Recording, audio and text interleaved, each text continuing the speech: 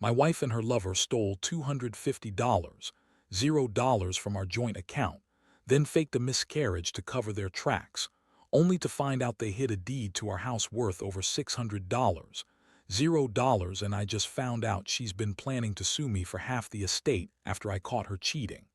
I never thought I'd be the kind of guy to get blindsided like this. Honestly, I thought I had a pretty good handle on my marriage with Lisa. We'd been together over 10 years, built a life, a house, a business. We had our ups and downs, but I always believed we were solid. That is, until I started noticing the little things. Her phone ringing at odd hours, her being extra secretive about her texts, her brushing off questions about where she was going. At first, I figured it was just work stress or her wanting some independence. I mean, I wasn't exactly a saint either, busy with the business, often away on trips, so I didn't think much of it. Then came the signs that made my stomach tighten. She started avoiding me at night, claiming fatigue or headaches. Her attitude towards sex changed. She became distant, almost hostile. She'd snap at me if I got too close, and her excuses for being out late grew more elaborate.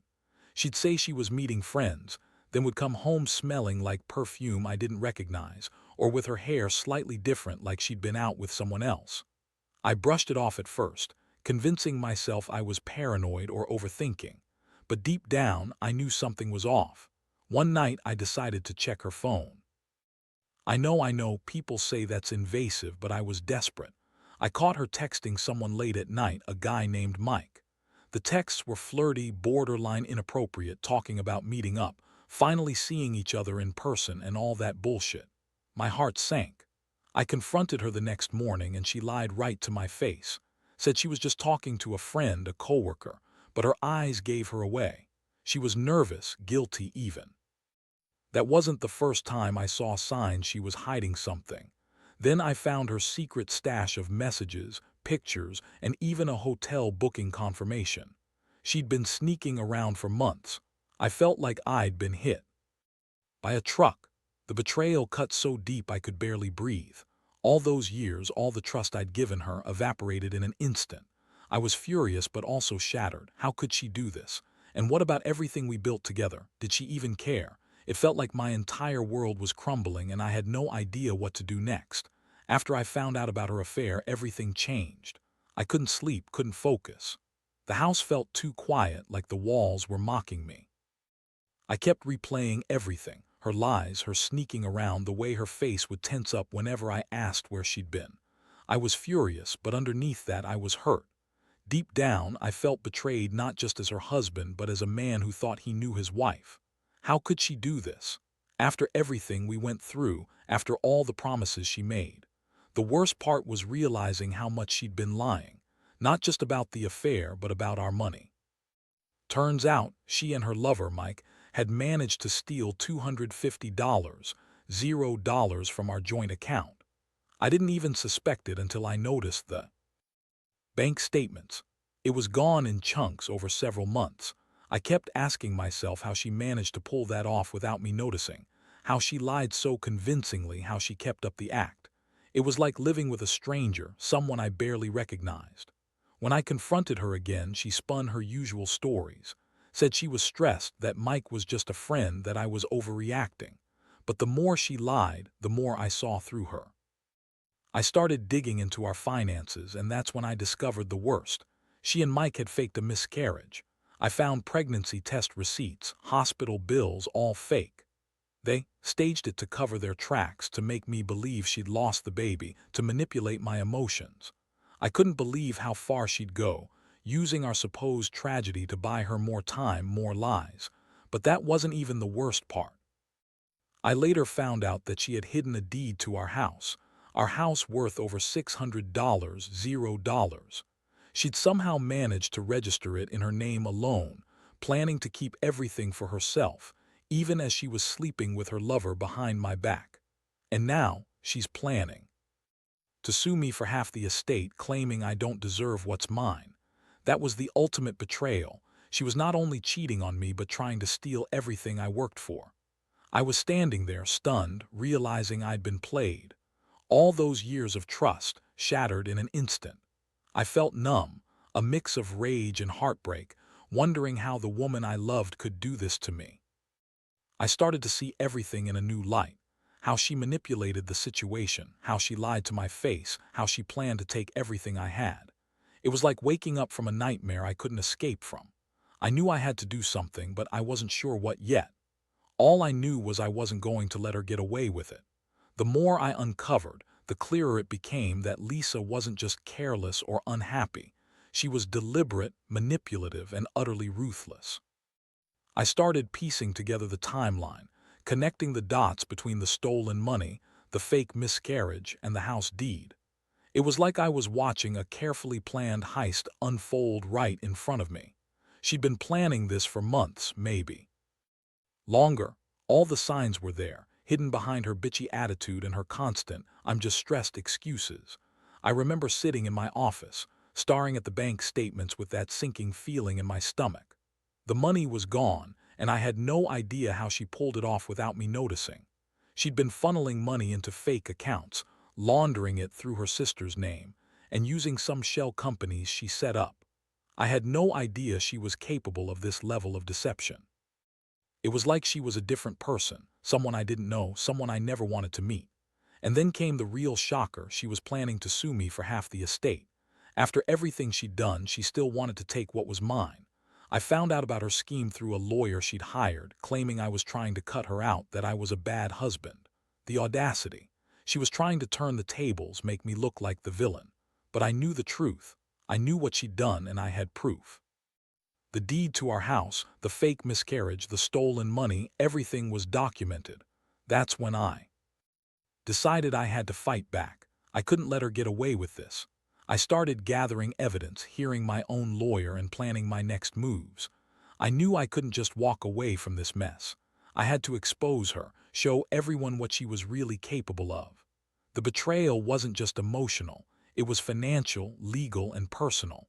I was furious, but I also felt a strange sense of clarity. This wasn't just about revenge. It was about protecting what was left of my life and making sure she didn't ruin me completely. I also made the mistake of confronting her again face to face. I told her I knew everything about the affair, the stolen money, the fake miscarriage, the house deed. She looked me dead in the eyes and lied again, claiming she was innocent, that I was paranoid, that she loved me. It was like talking to a wall. Her bitchy attitude only intensified, and her lies became more desperate. That's when I realized I had to cut her out completely, no matter how much it hurt. I couldn't keep living in this twisted nightmare, knowing what she was capable of. I had to plan carefully, stay calm, and take back control before she managed to take everything else from me. I threw myself into action after that confrontation. I knew I couldn't let Lisa keep pulling the strings, especially not after discovering she'd been secretly planning to take everything I had.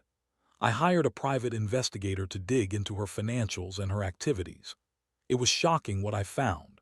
Accounts I never knew existed, transfers to offshore accounts, and more fake documents than I could count.